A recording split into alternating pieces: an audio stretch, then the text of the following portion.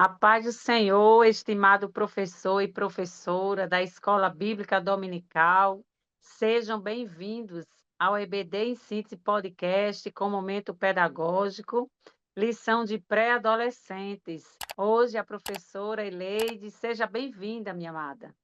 A paz do Senhor, Rosimar, a paz do Senhor, querido professor que nos acompanha. Estamos aqui em mais uma oportunidade para colaborar, né, para contribuir aí com o reino de Deus aqui no podcast EBD. Amém? Graças a Deus. Seja bem-vinda. Hoje nós estamos com a lição 10, né, de pré-adolescente. Já estamos chegando ao final desse trimestre tão abençoado de grandes conhecimentos, né? A nossa lição 10, que tem por título O Governo da Igreja. E para esta lição nós temos alguns objetivos, que é apontar a importância, né, do conhecimento de gestão para o governo da igreja e introduzir os principais conceitos de liderança da igreja, exemplificar as formas de governo na Bíblia. Querido professor, esta lição nós estudaremos sobre o governo da igreja, né? Estabelecer formas de governo e administração são essenciais para a vida, né? Na É verdade. Bíblia, né, encontramos, como a própria lição relata, né, alguns exemplos de homens, né, que foram chamados para administrar, né?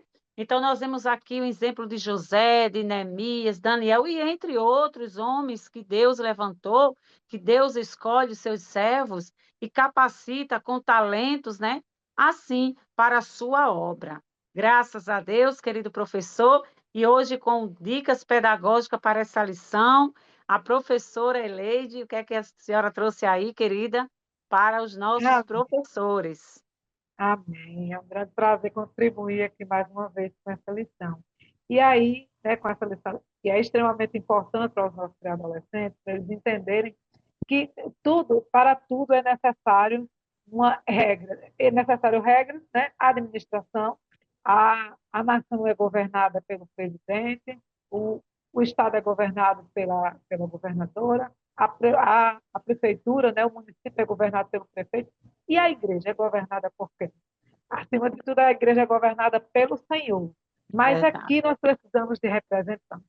E aí, quem escolhe esses representantes? Em primeiro lugar, o Senhor nos escolhe, né?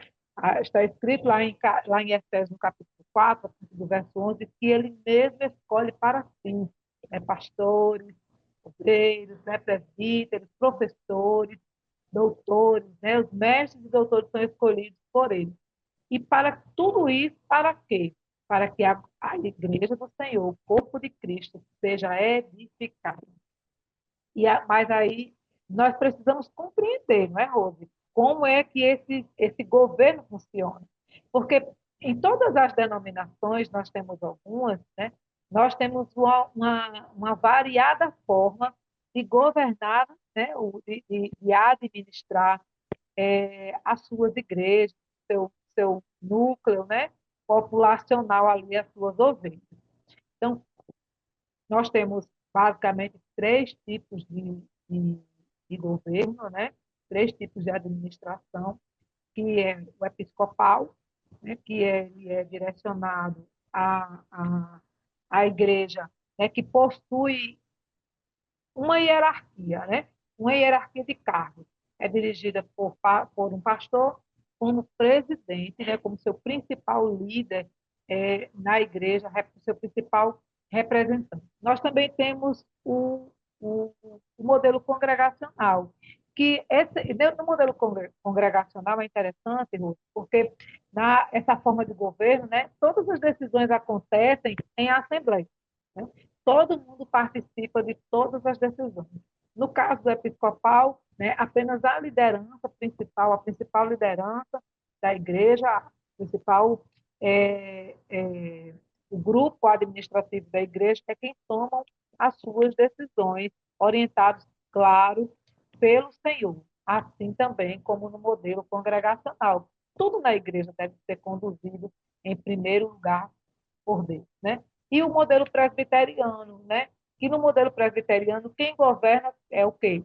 É o colégio de presbíteros. Né? Eles é quem tomam as principais decisões e as principais orientações a serem dadas ao seu grupo, né, de ovelhas, grupo de pessoas com que eles administram. Então, assim, é necessário nós levarmos essa informação para dentro da sala de aula. Por quê? Porque os nossos meninos e meninas pré-adolescentes, né, pelo menos na minha salinha hoje, nós temos assim, um grupo bem assim, bem novinho, saindo dos 10 anos, chegando aos 11 agora. Então, eles não têm vivência com essas palavras, né? Não têm vivência com esse tipo de informação. Então, é interessante que o professor leve, sim, essa informação. Eu aconselho que isso seja feito, né? A nossa orientação pedagógica é para que isso seja feito em formato de cartaz. O professor faz lá o seu cartaz bem bonito, leva para a sala de aula com essa informação. O modelo episcopal, o modelo congregacional e o modelo presbiteriano. Todas com essas informações, que é um textinho básico, né? Não precisa de muito espaço, mas o importante é que o aluno consiga, ao menos, identificar qual é o nosso modelo de administração. O modelo de administração das Assembleias de Deus, né, no Rio Grande do Norte, qual é o tipo de modelo que nós usamos, né, para administrar a nossa igreja. E eu acho que isso é extremamente importante. O aluno não pode sair da sala de aula sem ter essa compreensão. Por quê? Porque nós vemos aqui nas nos saberes escolares, né? O primeiro saber escolar diz assim, que a liderança da igreja é constituída por Deus, mas o quarto diz assim, o líder, né, que é o principal líder da igreja, precisa ter um testemunho exemplar. Por que eu digo que os alunos não podem sair sem saber, né, dessas informações?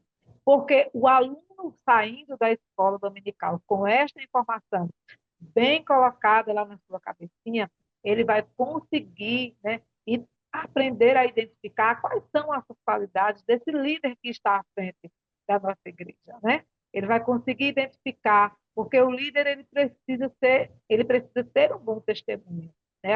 A orientação do Espírito Santo para a escolha, né, dos seus diáconos, né, era que eles fossem homens exemplares, honestos, maridos de uma só mulher, não é isso? Então, nós precisamos não podem ser homens violentos, agressivos, então, nós precisamos levar para os nossos alunos com esta compreensão.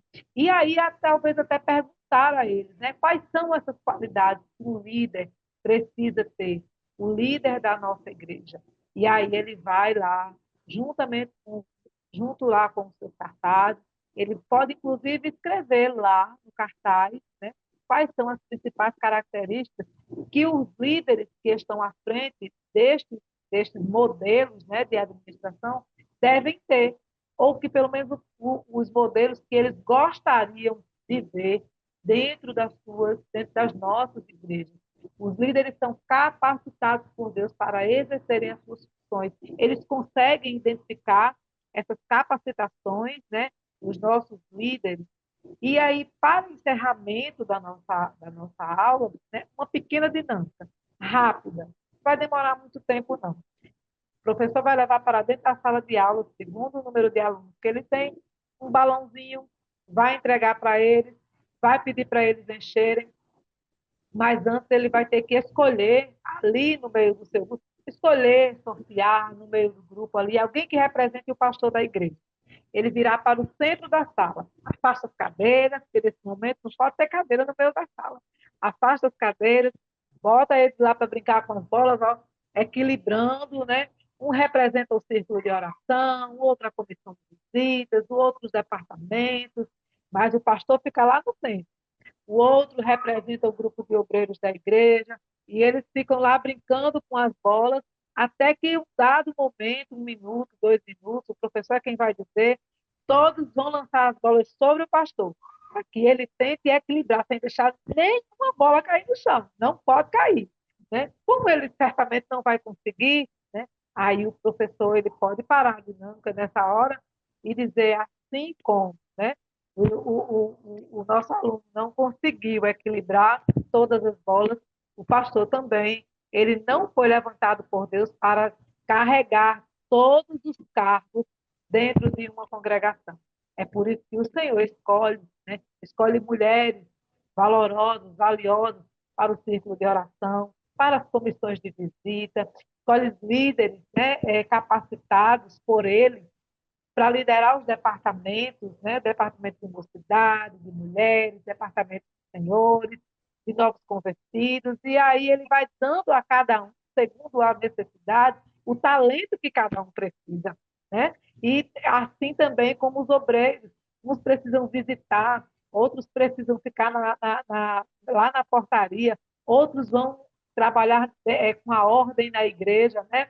Ali administrando ali aquele passeio, né, que a gente vê com muita frequência durante o culto, mas cada um capacitado por Deus para fazer exatamente aquilo que foi chamado para fazer, né, e fazer com muita presteza para o Senhor, porque é para o Senhor que fazemos, não é para nós, não é para sermos vistos, né? É para que o nome dele seja glorificado na nossa vida, em nome de Jesus. Tem uma alegria só, né? Todo mundo vai querer. E é interessante dessa dinâmica é que os alunos vão, não, vão ficar sem entender, né? O É, aluno que vai ser o pastor, né? Com aquelas bolas, mas é interessante, é assim mesmo que funciona, queridos. É muito interessante essas dinâmicas, porque ela vai fazer com que seu aluno aprenda, né? Com mais satisfação, né? A palavra de Deus. Querido e professor, compreender, Rose, compreender a isso. lógica, né? Da, da, da, exatamente compreender a lógica da administração. A gente trabalhava muito essa dinâmica nos cursos de liderança, porque é interessante entender que a gente não consegue fazer nada só. Em primeiro lugar, precisamos do Senhor, né? Em primeiro lugar, não há É liderança, verdade. não há pastor, não há presbítero, não há líder de mocidade, não há dirigente de círculo de oração, se o Senhor não estiver na sua frente.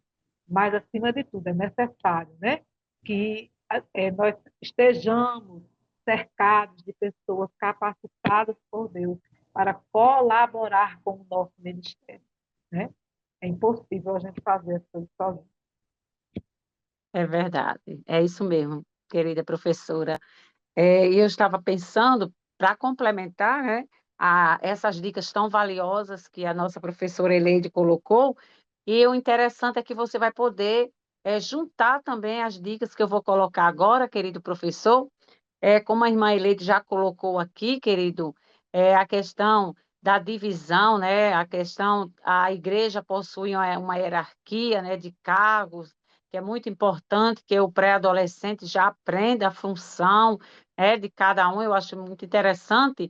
E aí eu pensei de fazer uma dinâmica, querido, e uma dinâmica não, uma atividade que eles pudessem fazer uma entrevista com um presbítero da igreja. Eu acho tão interessante, porque essa entrevista, eles podem conhecer melhor, qual é a função do presbítero.